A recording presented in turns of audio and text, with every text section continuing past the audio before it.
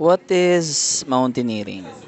Mountaineering is a physical activity where participants try to reach the summit of a mountain, a large landform that rises from more than 500 meters above the surrounding plains, to experience the pleasure of a climb.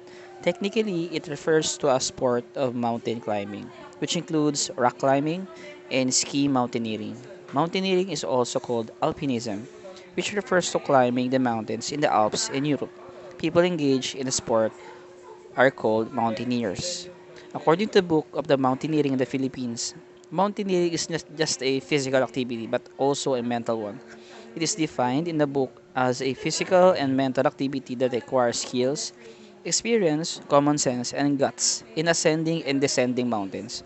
According to the same book, mountaineering as an activity requires physical strength as one needs to trek kilometers of terrain to reach the mountain peak.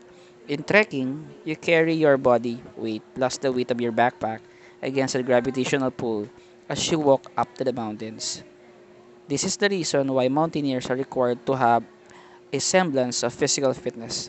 Aside from the physical skills, mental skills are also required to climb mountains because one's decisiveness and decision making are constantly tested during the climb in the calculating risk, ensuring safety. Mental skills are also needed in making sound judgment, in being resourceful and creative to survive the challenges of a climb. Mountaineering in the Philippines also emphasizes the importance of basic skills in mountain climbing.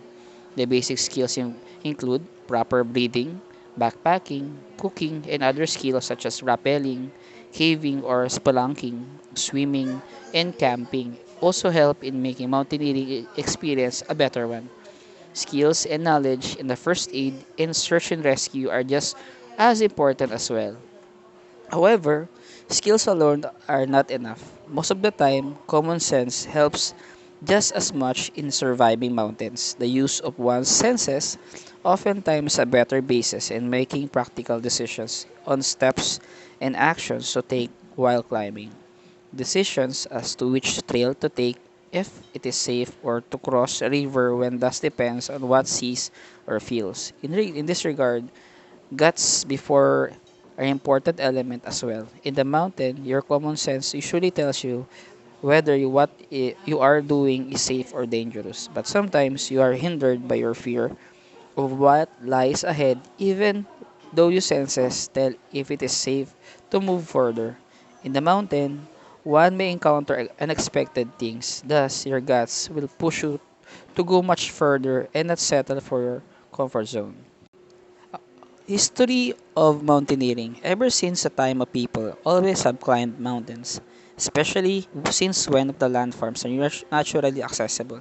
Initially, people climbed mountains for economic gain, survival, sometimes to fulfill some spiritual activities. It was only during the 18th century when people began climbing mountains not for economic or spiritual needs but for scientific studies also.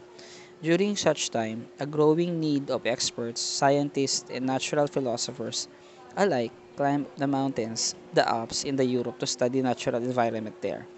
One of the earliest record of mountaineering sport activity happened in 1786 when Dr. Michael Gabriel and Packard and his porter, Jacques Balmat, climbed the Mont Blanc, the tallest peak in the Western Europe.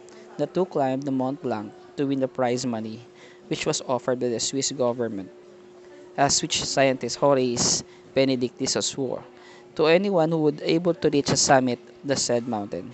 Since then, mountaineering as a sport and recreation have been performed throughout Europe and other parts of the world. It became even more popular when Sir Edmund Hillary and Tenzing Norgay conquered Mount Everest, considered as the highest peak in the world in 1953. In the Philippines, early Filipinos have been traversing mountains centuries before European colonizers set foot in our archipelago. One proof of the discovery of the Tabon Mining caves of Tabon in the mountain Palawan. Another proof is the civilization established by the mountains indigenous people of the Cordillera region. However, there is no defined beginning of mountaineering in the Philippines as research on the subject matter has remained scarce until now. The earliest record of mountaineering in the country is 1852 when Don Jose Oyanguren, the governor of Davao, aimed to climb Mount Apo. He organized a group of people climb the mountain, but they failed because of difficulty of the ascent. They retreated with 20 members dying in the failed endeavor. The same thing happened years ago. Another Davao governor known as Rial.